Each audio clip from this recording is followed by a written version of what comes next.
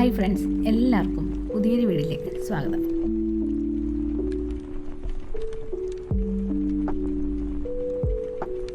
ഇന്ന് ഞാൻ പരിചയപ്പെടുത്തുന്നത് ശ്രീലങ്ക മുല്ലയാണ്. ഇപ്പോൾ ഒരുപാട് വെറൈറ്റി മുല്ലകൾ നമുക്ക് കാണാൻ സാധിക്കും. അതിൽ നിന്നും വേറിട്ട ഒരു മുല്ലയാണ് ശ്രീലങ്ക മുല്ല. മുല്ലയെന്ന് പറയുമ്പോൾ നമ്മുടെ മനസ്സിലെത്തുന്നത് മുല്ലപ്പൂവിൻ്റെ സുഗന്ധം തന്നെയാണ്. എന്നാൽ ശ്രീലങ്ക മുല്ലയ്ക്കും മണമില്ല. എന്നാൽ വർഷം മുഴുവൻ പൂക്കൾ ഉണ്ടാകുന്ന മുല്ല എന്ന പ്രത്യേകതയും ഈ മുല്ലച്ചെടിക്കുണ്ട്.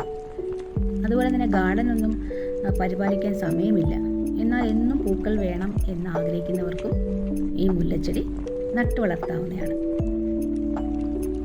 നല്ല സൂര്യപ്രകാശം അത്യാവശ്യമുള്ളൊരു ചെടിയാണ് ശ്രീലങ്ക മുല്ല. പ്രത്യേകിച്ച് കെയറിങ്ങൊന്നും ആവശ്യമില്ല. ഇതിൻ്റെ പൂക്കൾ കണ്ടില്ലേ, നല്ല ഭംഗിയാണ് കാണാൻ.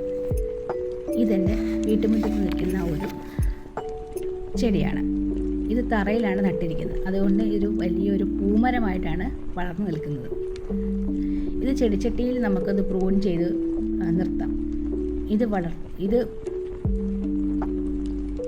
വളർന്ന പൂക്കൾ നിറഞ്ഞു നിൽക്കുന്നത് കാണാൻ തന്നെ നല്ല ഭംഗിയാണ്. ഇതിൻ്റെ കമ്പ് മുറിച്ച് വെച്ച് നട്ട് വളർത്താവുന്നതാണ്. ഇതിൻ്റെ വളം എന്ന് പറയുന്നത് ചാണകപ്പൊടിയോ എല്ലുപൊടിയോ ഒക്കെ ഇതിന് ഇട്ട് കൊടുക്കാവുന്നതാണ്.